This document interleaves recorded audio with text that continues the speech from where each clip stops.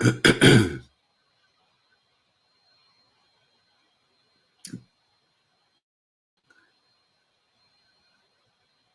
morning, everyone. God bless you, and welcome to Word Alive broadcast. I'm your host, Bishop Anthony R. Williams, and this is the day that the Lord has made. We shall rejoice and be glad in it. Those of you joining us this morning via Facebook, Twitter, Twitch, YouTube, or any other social media platform, please take this opportunity to share, tag, and invite. Share, tag, and invite. As always, we're thankful for the opportunity to be with you. As it were, we're having some technical difficulties, and it's just because of the area that we're broadcasting in. The internet, I guess the broadwidth or the broadband is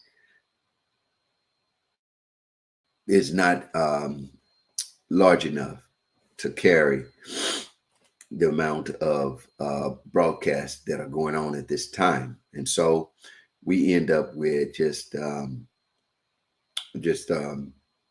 awful um, broadcasting quality. So as I said, the bandwidth probably needs to be expanded and to carry the load. But we'll do the best that we can. And I pray that the program will bring a value to you and an increase in your knowledge and in your walk.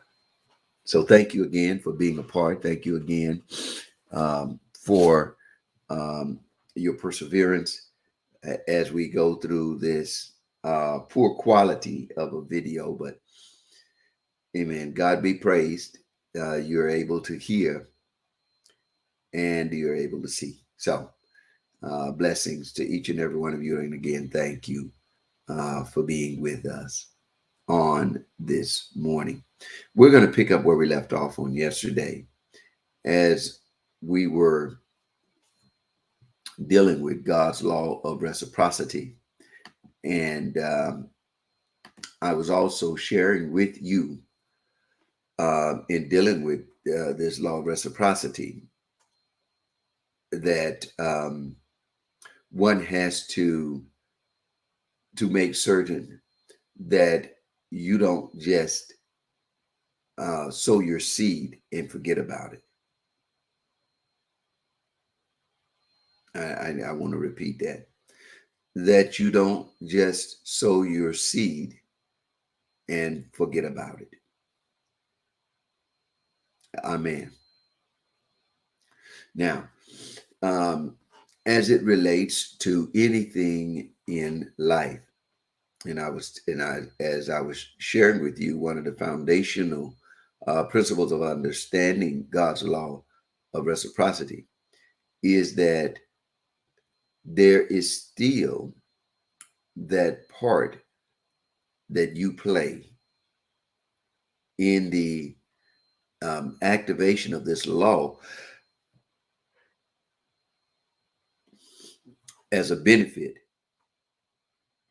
on your part. Amen. Now, as I said, the law is going to work, right? The law is going to work. There's this physical law that that Sir Isaac Newton, I believe it was the founder of it. When you look at the laws of I believe it's under the laws of thermodynamics. My physics people, y'all forgive me if I'm getting this a little bit wrong, but I'm going back some years now trying to recall some stuff. Okay, so amen, some rudimentary stuff in physics that we learned in high school. Amen. But there is the law of entropy. The law of entropy, which essentially states that everything is going down. Everything is declining. Everything is depreciating. Everything is um, pretty much everything is dying. Okay. Um, the law of entropy. And the reason I bring that up is that this law is going to work regardless of your endeavors to change it. It's going to work whether you voluntarily participate or not. Amen. That's why, evolution contradicts the law of entropy. Yeah, it does. Evolution. Um, even the Big Bang theory, um, or the ever expanding universe contradicts the law of entropy. Okay. Amen. So um, we are going to engage in this particular law, whether we want to or not. It's going to happen. Now, what are you going to do to make that law not a drudgery, but to make that law a benefit to you when you are in the awareness that everything is in the decline? How can that benefit me? You see, it doesn't matter what the law is. The law, whatever it is, can be a benefit to you if you work it appropriately. Make the best of it. Amen. So, saying all that to bring you back to the law of reciprocity is that law of reciprocity, that what you put out there is what's going to come back. It's going to happen regardless. But I can determine how it comes back to me. You can determine how the things that you put out there come back to you. Amen. By what? By making sure that what you put out there is good, so that you know what comes back will be good. And then to make certain that when it comes back, that you're able to enjoy it and benefit from it. Amen. Now, as I said, and as I was sharing with you out of Matthew chapter 13 on yesterday, in Matthew 13, as we read, the sower went out to sow. He went out to sow, and some of the seed fell by the wayside. What does that mean? It inadvertently failed. It accidentally failed. It, unbeknownst to him, failed. It was not purposely sown. Are you hearing me? So there are a lot of things that happen in your life that happen incidentally, accidentally, not on purpose. Uh, Things that happen to you, things that you put out there, not because you were actually purposefully trying to do it. See, are you following me? It doesn't matter. Sometimes comments are made inadvertently, thoughts are blurted out, not purposely, but it happened. You said something before you thought about it. You spoke before you reasoned. Are you hearing me? So you put it out there, you sowed it, it went into the atmosphere. It was a seed sown. It could be good, it could be bad. But once it is out there, it is out there. Now, what do I need to do? One, I need to abide by this other principle that the Lord said, that you should be slow to speak, quick to hear, and slow to anger. Slow to speak, quick to hear, quick to listen, and slow to anger. This helps me, right?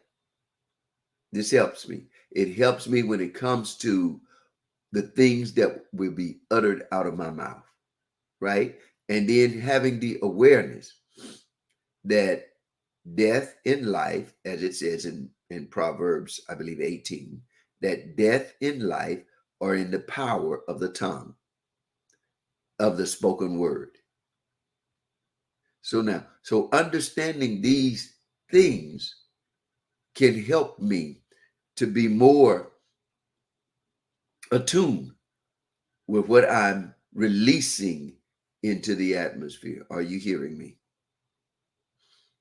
Amen. Seeds sown, what you're sowing, what you're sowing. So there are a lot of times we sow things by the wayside. We sow things accidentally. It happens spontaneously. It happened without thought. Sometimes it happened through provocation, and it becomes a knee-jerk reaction. Doesn't matter. It is sown, and anything that is sown without thought, without intentionality, without purpose, without reasoning, it almost never is good. It's almost, I didn't say never, but it is almost never good or beneficial. The seed that is sown by the wayside is choked out. That's what the word said. It is choked out. How does that work with you, my beloved ones? How does that work with you as it relates to this law of reciprocity? Because when you sow and you want a fantastic return of your investment, you want to see a abundance in your return. You want that abundance. Then you're going to have to nurture what you sow. You're going to have to cultivate what you sow. You're going to have to make sure, hear what I'm saying, that what you put out there, that you guard it,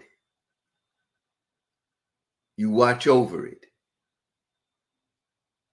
you ensure through your vigilance that it has the best opportunity to be as productive as possible. Are you listening to me? See, so it's not enough.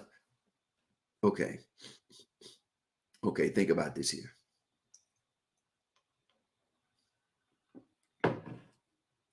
You can plant a beautiful flower bed.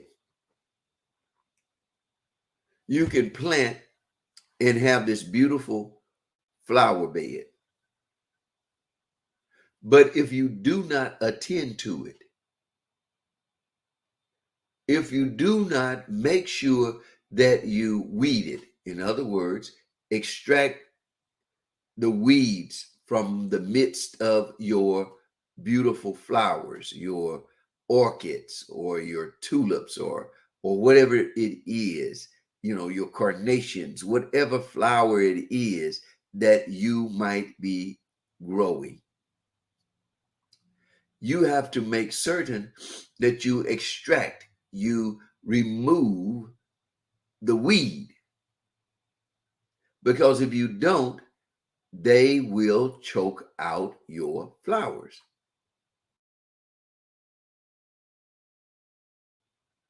They will overgrow your garden. Are you hearing me?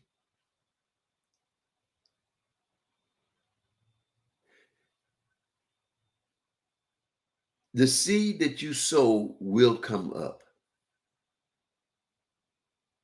because what you put out there is what's going to come back. You're going to get it. Listen, it may not come up overnight, and it most likely will not come up overnight. I have no expectation. You should have no expectation that the seed you sow today will spring up tomorrow. That should not even be an expectation in your mind. Why? Because you understand that if I plant my crops, my flower seeds today, they will not spring up and blossom tomorrow. You know that. That is a life lesson understood. In the natural, you must also understand that with anything in your life that's going on, beloved one, that a relationship that you start today is a seed planted. Are you hearing me? The seed planted, you saw this. Again, I'm speaking from a man's perspective, right? You saw this beautiful young lady. You may have heard her speak. You may have viewed her interaction with others, and you liked what you saw. So you sowed the seed, you introduced yourself, seed sown. You engaged in conversation. I'm nurturing the seed sown. You you make a phone call or you send a text, as we are today. You text or you inbox her, and the conversation continues. You are nurturing the seed sown. Are you hearing me? See, all of these things, you then go out on a dinner date. What are you doing? Once again, you are nurturing the seed sown. Beloved, the relationship does not happen instantaneously, but because you nurture the seed sown, the relationship grows. What are you doing? You're putting out what you want to get back. You're putting out what you are going to receive back, right? So you are what? You are sowing good seed and you're nurturing the seed. Too many, and I have to reiterate this point. Too many of us, our expectation is, well, I sowed the seed, I gave, and then, or I did this, I did that, and you expect it to just grow of its own. You expect to get this great benefit without putting in any additional work.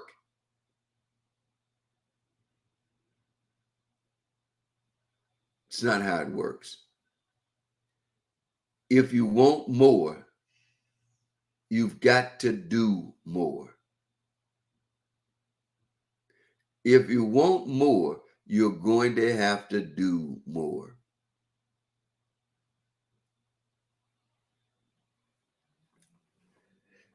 So, to all of you Christian business people out there, aspiring Christian business people out there, you're going to have to make certain that you not only start your business, but you nurture your business.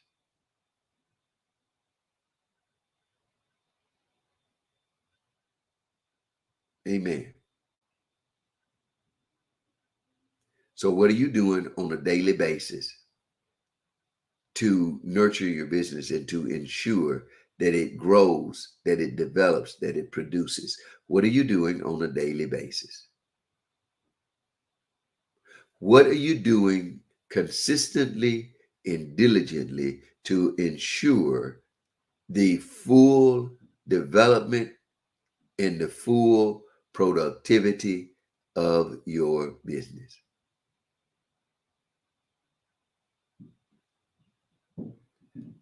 All of these things mirror, and I don't care what it is.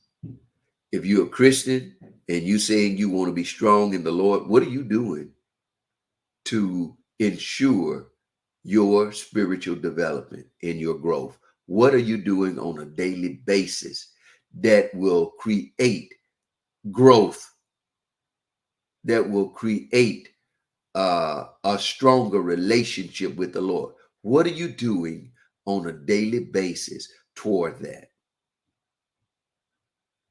You sowed the seed. You said yes to Jesus. But what are you doing after that? See, it's not just that you said yes to Jesus, sowed the seed, but now you have to nurture the seed. What are you doing now on a daily basis that will produce spiritual growth?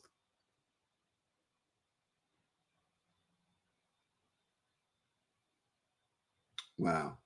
Well, listen, God bless you. Thank you for being with us on today.